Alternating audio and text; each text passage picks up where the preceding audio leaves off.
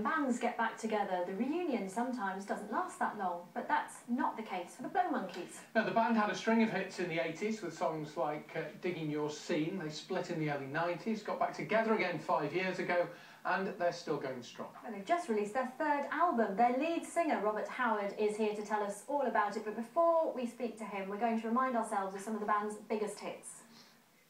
Tell me why.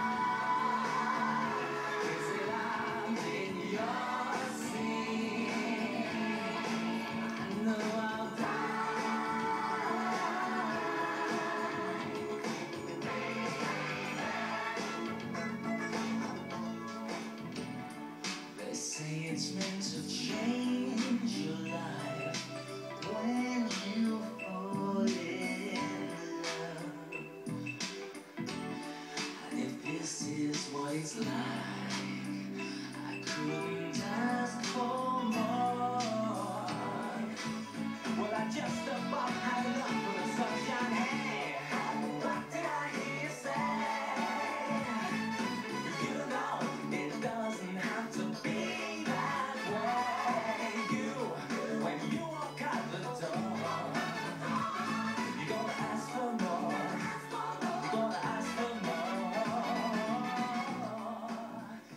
Howard joins us now. Good morning to you. Morning.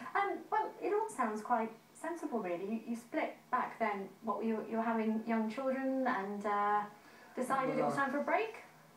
Yeah, we've been together 10 years, and a lot of things came together at the same time. I left London. We all had young families.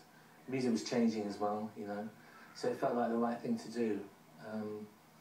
Yeah, I guess it was sensible, yeah. So has it been easy, therefore, to get... Because often we hear about bands that split and it's all a bit acrimonious and eventually they come back together again for whatever reasons. But I guess you guys you've kept in touch, so it was an obvious thing to do, maybe? Well, we didn't really keep in touch, but there was no court cases or acrimony or nastiness, you know. We were friends, and I think we all decided it was the right thing to do. But fast forward 18 years, you know, in the meantime I'd made 10 solo albums and stuff, and they'd all been working in music. But by that time, 18 years, all the kids had left home, you know, and I felt like being in a group again, and I think everyone did. You wanted something to do, almost. Well, no, I was always busy, always working, always making records, producing people, doing whatever, you know, gardening.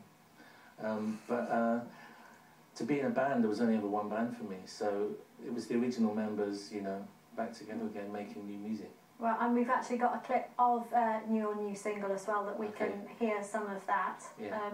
Which is good to hear. It's called Oh My, isn't it? The first single off that. Oh My, yeah, right? it was in brackets, A Banker's Lament.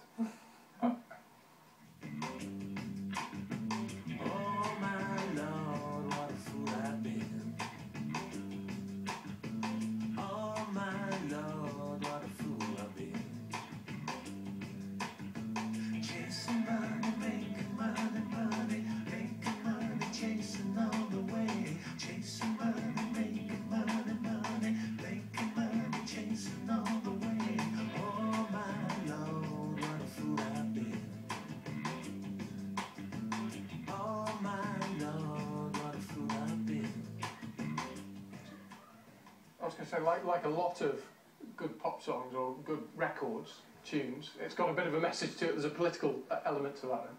I don't know. You know, just observations, you know. We always had a bit of that in our music, you know. Yeah. I mean, I think the BBC at one point viewed us as a kind of threat to democracy, you know, because they used to ban our records. Yeah, one record was banned, wasn't it? What about Margaret Thatcher? Yeah, it was a record that we made with the late, great Curtis Mayfield called Celebrate the Day After You. And it was an innocuous thing, really. We were going to have a party after the election in '87 if the Iron Lady vacated the building, you know. Right. Unfortunately, she won, and the record was banned because they said at the time that they wouldn't play stuff with a political bias. How did you view all the controversy then that we had a few weeks ago over, you know, Ding Dong, the Witch is Dead, and then the band who came out with the Isle of Margaret Thatcher or whatever it was called? I thought it was crazy. I mean, I think if people want to, you know, you may think it's in bad taste to celebrate someone's death, but if people want to do that and buy records to do that, I think they have the right to express that.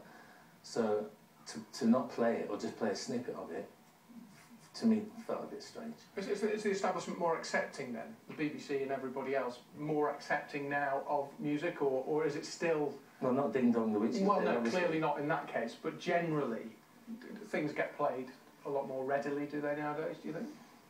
I think there's a lot more stations. There's a lot more places that you can get stuff out there. Yeah. Doesn't seem to be a lot of political pop music at the moment. Unusually, because it's a time when you think there would be, but maybe that's just me.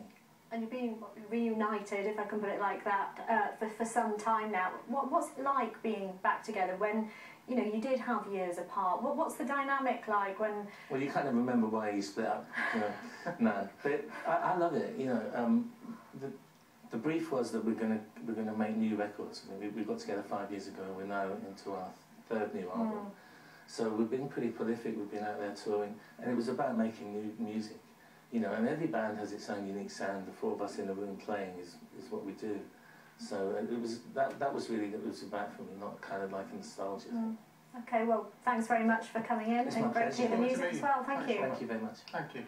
And the Blow Monkeys' new album, Feels Like a New Morning, is released today. There you go. Many parts of the UK